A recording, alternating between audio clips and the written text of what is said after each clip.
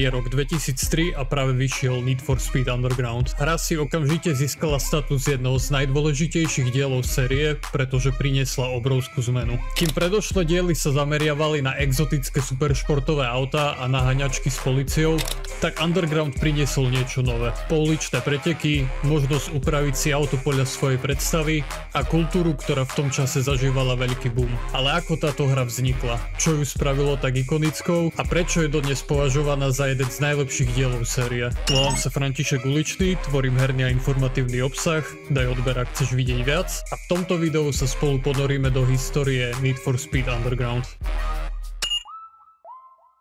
Písal sa rok 1994 a taká menšia firma, o ktorej ste možno počuli, Electronic Arts, odkúpili herné štúdio Distinctive Software, ktoré bolo známe hrou Test Drive, za $10 miliónov a boli premenovaní na EA Canada. EA s touto kúpou mali jeden cieľ a ten bol spraviť čo najpôsobivejšiu závodnú hru, akú svet ešte nevidel. EA spolupracovali s Road & Track, čo je americký magazín pre automobilových nadšencov, aby auta v hre zodpovedali správaniu aut v reálnom živote, a to vrátane napodobňovania zvukov vydávaných pákavy radenia vozidiel. A tak vznikla hra The Need for Speed. A aj keď hra obsahovala iba 8 aut a 3 trate, tak mala pozitívne ohlasy, hlavne preto, že to nebola len hra, ale technická ukážka toho, čo videoherný priemysel dokáže urobiť pre automobilový priemysel. Hra najprv vyšla na konzolu 3DO a v roku 1996 dostala port na vtedy nový PlayStation a Windows 95.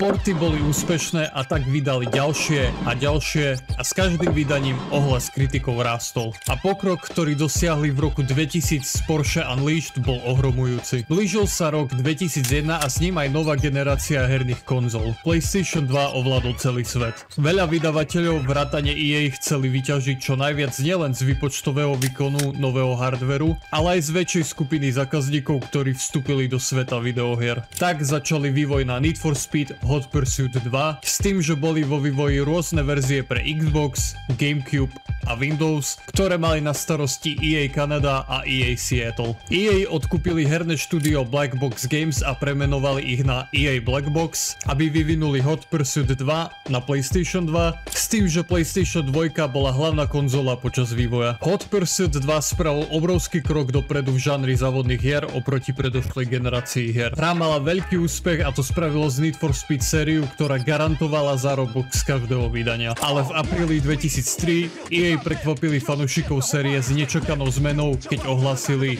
Need for Speed Underground.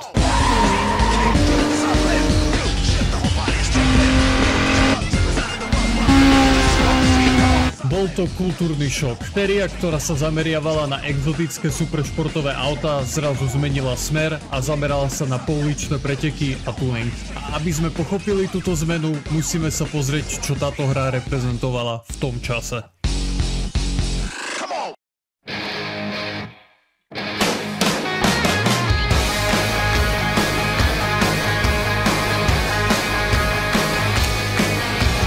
Koncom 90. rokov a začiatkom nového tisícročia vybuchla tuner kultúra a import scéna. Japonské autá ako Honda Civic, Honda Prelude, Toyota Celica, Corolla alebo Supra, Nissan Datsun 510 a Mazda RX-2, RX-3 získali veľkú popularitu v Južnej Kalifornii. Konkrétnejšie v meste Gardena na vtedajšom parkovisku, ktoré sa volalo Meiji Market Plaza. Veľa mladých Aziatov, ktorí prišli žiť do Ameriky, importovali svoje japonské autá a začali ich upravovať. A zrazu autá, ktoré mali po svojich rodičoch, postupne upravovali, aj keď väčšinou do nich dávali úpravy v hodnote len $100 mesačne. Časom tieto auta vedeli dosiahnuť 500, 600 a dokonca aj 700 koní. A to sa bavíme o výkone. Tie malé peniaze, ktoré mali, investovali takisto do vzhľadu auta, takže každé auto zrazu nabralo osobnosť a vyzeralo unikátne. Takto dokázali vytvoriť mestské exotické autá z obyčajných aut, ktoré kúpili za lacno alebo zdedili po svojich rodičoch. A tieto auta neboli len na parádu. Hook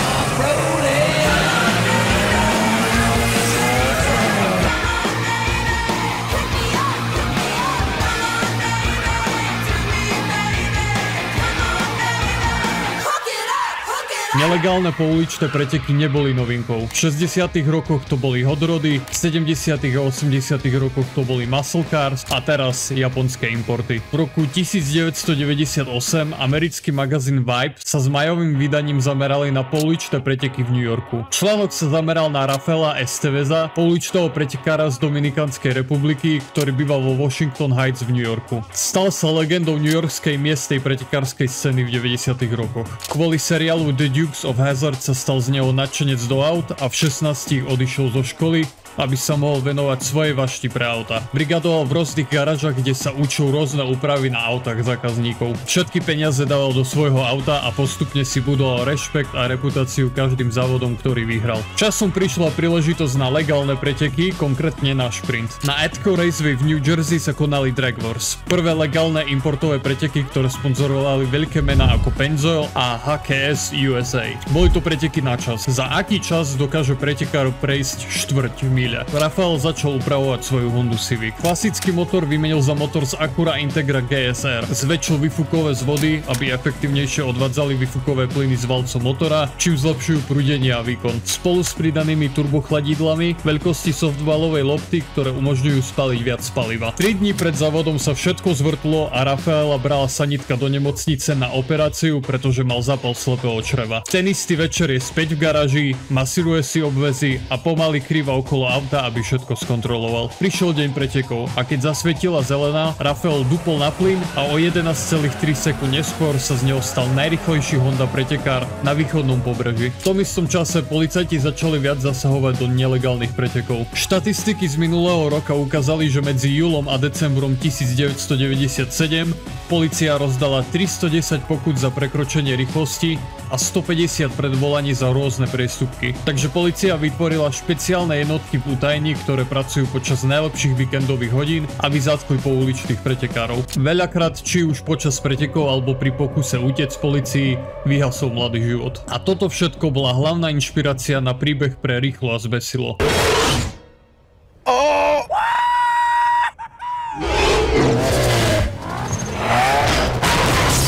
Príbeh, v ktorom policajt v utajení dostane za úlohu vniknúť do sveta pouličných pretekov. Film mal obrovský komerčný úspech. Bol natočený s budžetom $38 miliónov a zarobil viac ako 207 miliónov. Takže EA Black Box zobrali najlepších vývojárov, ktorí pracovali na Hot Pursuit 2, takisto najali expertov na vizuálne efekty z Hollywoodu a zvukových dizajnerov, ktorí získali niekoľko ocenení vo filmovom priemysle. A nakoniec najali aj profesionálnych pretekárov, aby vytvorili čo najautentickejší zážitok. My name is Mark DeVellis, and I race in the Toyota Atlantic Series. I worked with the team at EA, tuning the cars for Need for Speed Underground. I may push the limits of my car on the track, but off it, I drive safely and responsibly. Save the racing for the track, and if you feel the need for speed, just play Underground. Grand Hustle, Big Cheddar Nights, Big Money Roll, Trap Music 2003, TIP. Na to, aby EA Black Box správne zachytili tuner kultúru a import scénu, museli vybrať správne auta. Underground obsahuje 20 licencovaných aut, ako napríklad Dodge Neon, Mazda RX-7, Toyota Supra a stokárske auta ako Honda Civic alebo absolútna klasika Volkswagen Golf čipnutý, lebo diesel muší dymic. Počas hrania hráč získava style points, ktoré mu odomýkajú nové úpravy. Každé auto si hráč dokáže upraviť podľa svojho vkusu a úpravy sú rozdelené na 3 levely. Čím vyšší level, tým väčšiu reputáciu má auto a to je reprezentované hviezdami. Čím viac hviezd, tým viac style points hráč získava počas hrania. Hra je prevažne o individuálnom prejave a auta, ktoré si hráč poskladá, vie ukázať ostatným hráčom online a hlavne je to prvýkrát, kedy hráči mohli ukázať svoje výtvory ostatným cez internet na konzole. Nebolo to len o tom, ako dobre vieš hrať, ale bolo to aj o štýle. Underground sa odohráva vo fiktívnom meste Olympic City. Mesto bolo poskladané ako celok, ale bolo rozkuskované na niekoľko hrateľných tratí. Mesto sa skladá z downtownu, to je vnútorná časť, z ktorej hráč začína. Market District, ten sa nachádza na juhozápadnej časti a je to najznámejšia časť hry. Chinatown sa nachádza na východnej časti vedľa Market Districtu. Myslím, že názov hovorí za seba a vizuálne hráč vie, kedy je v Chinatowne. Na západe mesta sa nachádza Port Royal, čo je priemyselná oblasť mesta, a na sever od Port Royalu sa nachádza Atlantika, ktorá je pri pobreží.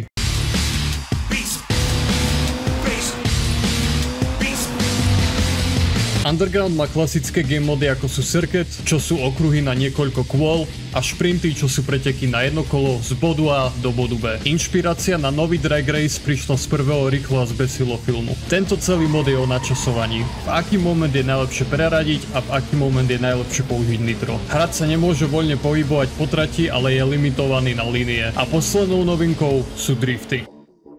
You know what DK stands for? Donkey Kong? Drift King. What do you mean, drift?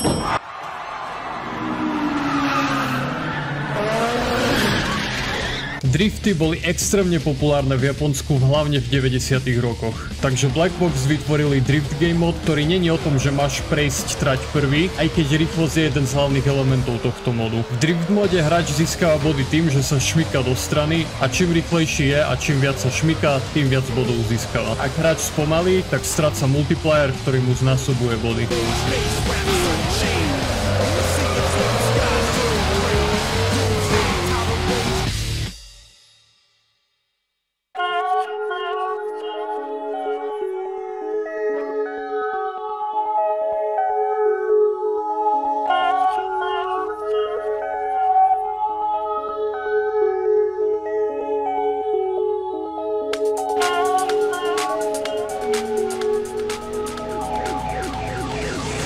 Soundtrack Need for Speed Underground patrí k jedným z najlepších z celej série. Hra má 26 licencovaných skladieb z rôznych žánrov ako je rap, hip-hop, rock, EDM a drum and bass. Soundtrack z tejto hry som používal počas celého videa, ale tu sú ešte nejaké bangere, ktoré hrajú počas tejto hry.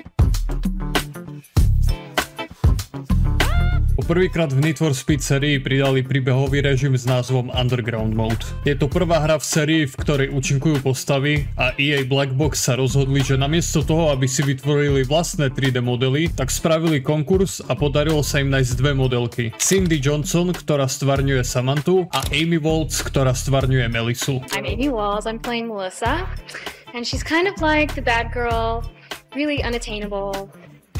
She drives really fast and it's just really cool. The scan was amazing. I'm sitting in a room and the little laser goes around and it was really, really cool to see yourself like in a three-dimensional way. I love fighting games. I love racing games. I've played some of the Need for Speed games and I cannot wait to race myself in Need for Speed Underground. Seeing myself in Need for Speed Underground was excellent. I was just amazed that it was me there, and to be immortalized in a way like this is very flattering and so much fun. Tieto modelky boli špeciálne, pretože ich hobby vo voľnom čase bolo hranie videohier, čo bolo veľmi nezvyčajné u žien hlavne v tej dobe. Hlavne to uľahčilo prácu v štúdiu, pretože obe slečny vedeli, čo budú robiť a ako budú použité v hre, keďže chápali hernú kultúru. Hey Need for Speed fans, I'll see you in the underground.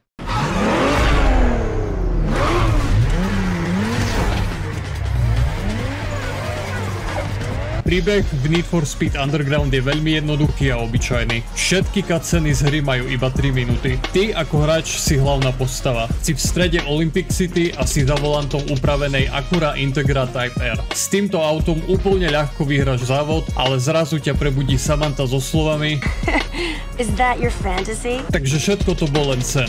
A Samantha ti ukazuje, kto je kto a ako sa príjmajú výzvy cez konzolu. Eddie je líder skupiny Eastsiders a je momentálne najlepší pretekár v Olympic City. A takisto má priateľku Melissu, ktorá sa ti zapáči. Hey, loser. Samantha ti pomôže vybrať si tvoje prvé auto, ale bez ohľadu na to, aké si vyberieš, tak ti ho zhejtuje. Ouch, that is seriously weak, dude. Aby sme to zhrnuli, tak celá tvoja pointa je vyhrávať preteky, aby si získal rešpekt od ostatných a aby si sa vyšplhal na vrchol rebríčku v každom game mode. Počas toho, ako vyhrávaš preteky, tak Samantha ti ponúka nové diely na tvoje auto spolu s týmto chlapom, ktorý sa volá TJ. Takisto sa dostávaš na obaly veľkých automagazínov. Po niekoľko desiatkách pretekov si ťa začne všímať Eddie, ale ešte ťa neberie ako hrozbu. You look like a dork.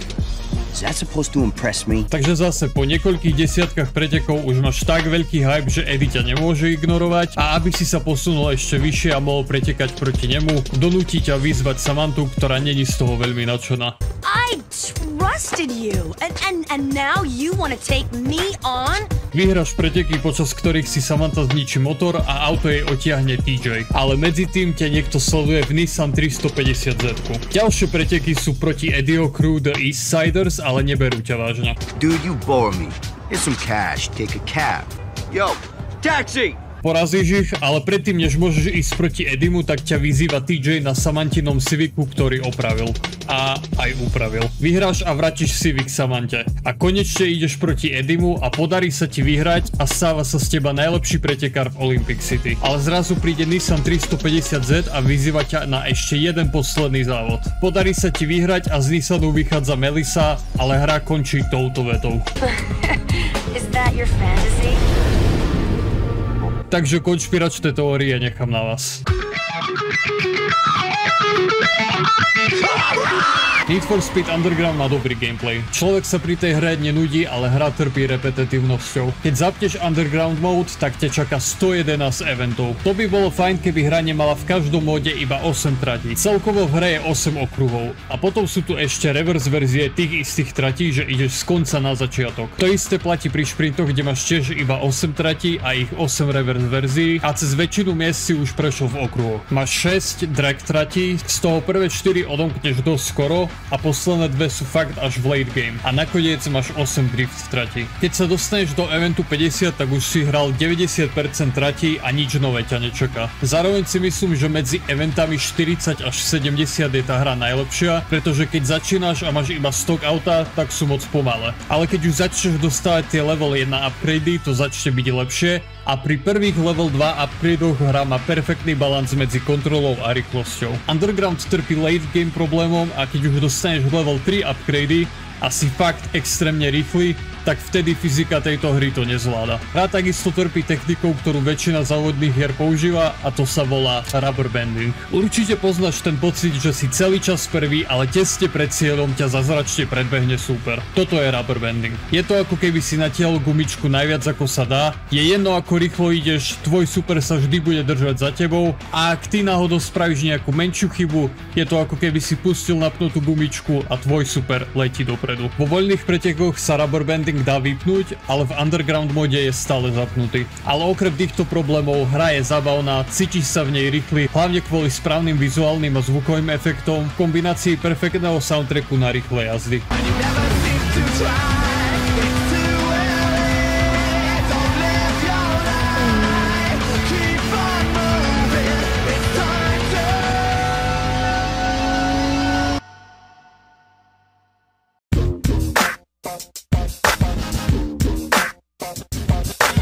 Need for Speed Underground bol obrovský hit. Hra získala niekoľko ocenení za najlepšiu závodnú hru roka. Gets you going, man. It's like a lot of adrenaline, all hyped up. Makes it like you're really inside the game. Man, this game is tight. Need for Speed is the best. If you love imports, you're gonna love this game. Underground sa stal krstným otcom závodných hier s úpravou aut. Po úspechu tejto hry aj konkurencia začala pridávať tuning do svojich hier. Celosvetovo sa predalo 15 miliónov kusov a v Need for Speed sérii sa táto hra drží na druhom mieste hneď za Need for Speed Most Wanted, ktoré vyšlo o 2 roky neskôr. Ale ešte predtým Black Box zobrali všetko, čo spravilo Underground tak skvelé a vylepšili to s vydaním Need for Speed Underground 2. Underground jednotka odštartovala zlatú éru Need for Speed hier, hlavne na PlayStation 2. Nepoznám človeka, ktorý vlastnil PlayStation 2 a nemal aspoň jednu Need for Speed hru od Black Box. Táto séria je jeden z dôvodov, prečo sa PlayStation 2 stala najpredávanejšou konzolou na svete a ak chceš vedieť príbeh toho, ako vznikla PlayStation 2 a ako zdominovala herný priemysel, tak klikni na video na obrazovkách.